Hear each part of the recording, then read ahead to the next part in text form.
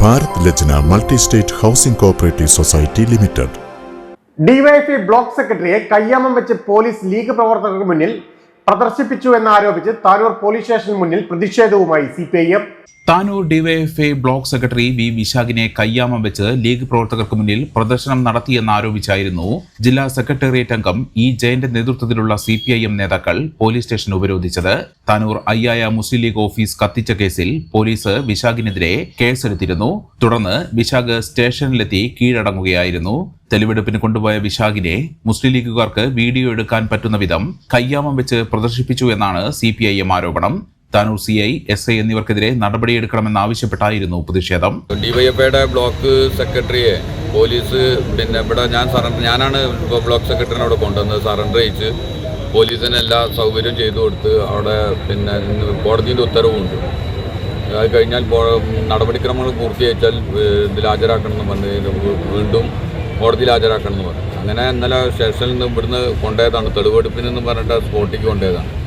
Spot പോകുമ്പോഴൊന്നും ജാമ്യം കയ്യാമം വെച്ചിട്ടില്ല. അതിനുശേഷം അവിടെ വെച്ചിട്ട് ലീഗിൻ്റെ ഓഫീസിൽ ഇരുന്ന് ആളുകൾ പറയുന്നതിനനുസരിച്ച് CI കയ്യാമം വയ്ക്കാൻ കയ്യാമം വെച്ചിട്ട് അവർക്ക് വീഡിയോ എടുക്കാൻ വേണ്ടിയിട്ട് CI മാറി. അതായത് വീഡിയോയിൽ ദൃശ്യങ്ങളിൽ കൃത്യമായിട്ടുണ്ട്. ആ ലീഗിൻ്റെ ഓഫീസിൽ ഇരുന്ന് വെച്ച് വീഡിയോ ദൃശ്യങ്ങൾ എടുക്കാൻ വേണ്ടി ഇയാൾ മാറിക്കൊടുക്കുക.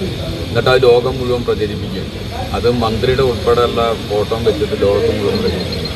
ഇത് വളരെ മോശപ്പെട്ട നിലപാടാണ് പോലീസ് സ്വീകരിക്കുന്നത്. പ്രത്യേകിച്ച് താനൂരിലെ CIൻ്റെയും SIൻ്റെയും ഭാഗത്തു നിന്നുള്ള വലിയ മോശപ്പെട്ട നിലപാടുകളുണ്ട്. ആ നിലപാടുകൾക്കെതിരെയുള്ള പ്രതിഷേധമാണ്. ആ പ്രതിഷേധം ഞങ്ങൾ രേഖപ്പെടുത്തിയത് ഞങ്ങൾ CIനായിട്ടും DYSPനായിട്ടും സംസാരിക്കാനാണ് രാവിലെ ഇവിടെ വന്നത്. ഞങ്ങൾ സംസാരിച്ചിട്ടുണ്ട്.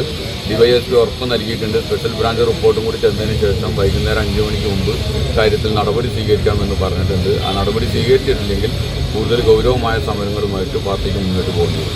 സംഭവത്തിൽ സ്പെഷ്യൽ ബ്രാഞ്ച് റിപ്പോർട്ട് കൂടി ലഭിച്ച ശേഷം ഉചിതമായ തീരുമാനമെടുക്കാമെന്ന് താനൂർ ഡിവൈഎസ്പി ഉറപ്പു നൽകിയതിന്റെ അടിസ്ഥാനത്തിലാണ് നേതാക്കൾ ഉപരോധം അവസാനിപ്പിച്ചത്.